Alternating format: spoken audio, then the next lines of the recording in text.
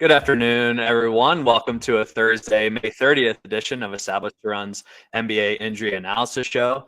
We are officially back here talking about Game 5 now that we are moving back to Minnesota for this Mavs and Timberwolves series. Great to be back here talking ball, Mike. I know that you were not looking forward to a week plus without basketball, so here we go. Game 5 in Minnesota. How you feeling this Thursday?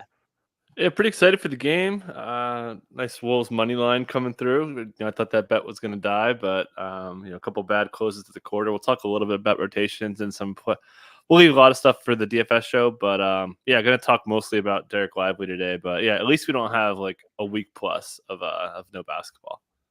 For sure. And this has been an exciting series, even though it was lopsided initially. So fun to see these two teams battle as well. And great to see, I think, Ant get some more playoff experience and just this Wolves team in general playing some more high leverage games. But yeah, as you mentioned, let's start on the Mavericks side and Derek Lively specifically. He's listed questionable with a neck sprain. He did go through shoot around this morning, was pictured there. The local beats seem optimistic that he will suit up tonight, but still undetermined. So, listed questionable with that neck sprain. Luka Doncic also questionable here tonight, but he has been playing through this Q tag all playoffs, and we do not suspect any funny business there. So let's start with Lively and get your thoughts there on the Mavs side. Yeah, so went through a workout. Said it was really the first time he had worked out, and he said he's going to see how he responds to it. Was asked what he can and can't do. He basically said just worked out, so I don't really know. And he said he's worried about a chain reaction from his neck to his back. That's never good. So certainly some in-game risk here. Did have the K tape on his neck that you saw, so they're clearly managing it. Not concussion protocol, so that's good. But yeah, a little bit of in-game risk, a little bit of how he plays. Obviously, he plays with a lot of speed, a lot of contact as he protects the basket. So could be pretty dicey with him as far as making it through this game. We saw him, flirt with 30 minutes. So a little bit of concern there. After Live, we just played 31 minutes, played pretty well in the whole, I thought. Obviously, the lap game was pretty strong, big impact there. So if he's in, how much does Maxi Kleber play? Clearly, it felt like, okay, we're bringing him back one game too soon, but we can't play Dwight Powell. So we could see Maxi Kleber play the same, even though he kind of just, usually you see guys return from injury and they kind of up their minutes. But I honestly think that if Lively was playing, they wouldn't have brought Kleber back. So there's that. Jaden Hardy's locked in. Would probably expect to see the Dante Exum minutes go away.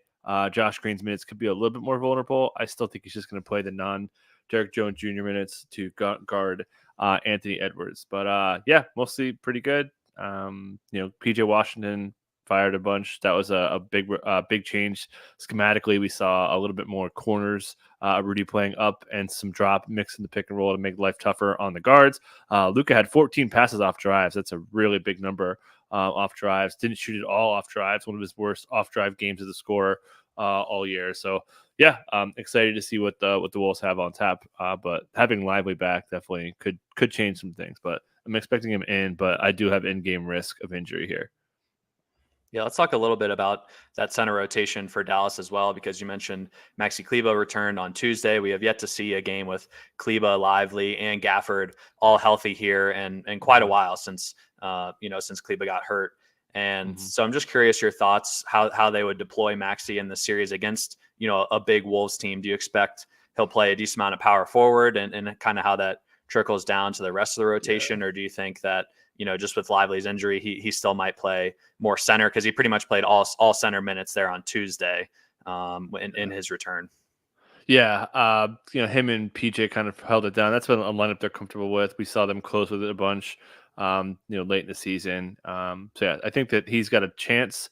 Maybe if Dallas is behind, I would feel better about his minutes. We know that they like to go to that Maxi Kleber at the 5 lineup for shooting to kind of play catch up. So that could be in his bag, but not expecting a big workload here unless it's game script dependent and they're trailing.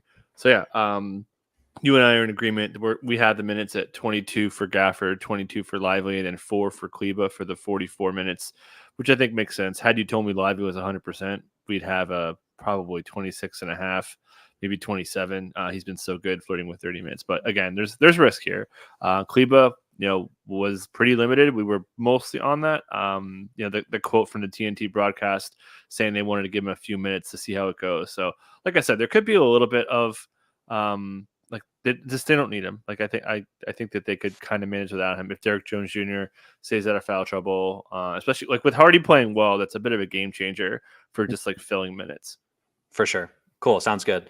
Let's shift over to the Wolves side where Mike Conley is still listed questionable with this right soleus strain, so right calf strain that he's been dealing with a little bit. Played in game 4 and looked great. So not too concerned here, but curious if you have any thoughts on Conley here tonight, and then any other news and notes you have for the Wolves.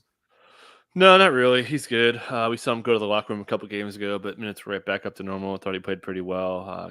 His guarding Derek Jones Jr. stuff. They went back to that after not doing it in game 3, which was better. They got a little bit lucky with the Mavs missing some good looks overall, but yeah, he'll be in there. Mentioned it. Him and Nickeil Alexander-Walker just can't find minutes anymore. Kyle Anderson's been too good, so even if like Conley is limited, which he's not going to be, like he would need like for not to like play a bunch, it like has to be through Mike Conley there because Kyle Anderson's been that good. So yeah, that's kind of it for the injuries. But as we've been kind of hinting at, the Naz Reid minutes with Karl-Anthony Towns got cut down. That's been a problem for them all series. 43 minutes of Naz and Cat together has resulted in a minus 23.3 net rating. It's really, really bad. Again, only 3 minutes in the last game, even with some foul trouble to Rudy Gobert and all that. So, and then 7 minutes of the non-double big lineup. Again, major product of foul trouble.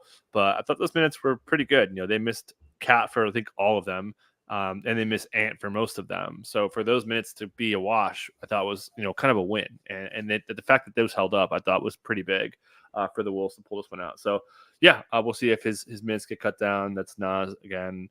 But yeah, I think Gobert could play a lot here. If not for foul trouble, he would have been over 40. He's been playing really well.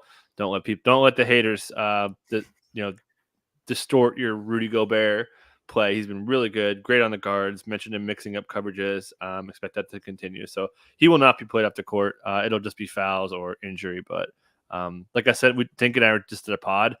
Like how I talked about Maxi Kleber being like the comeback guy. How far down would they have to be to pull Gobert out to pull a comeback? Because if you take him out, they're just going to keep scoring on you.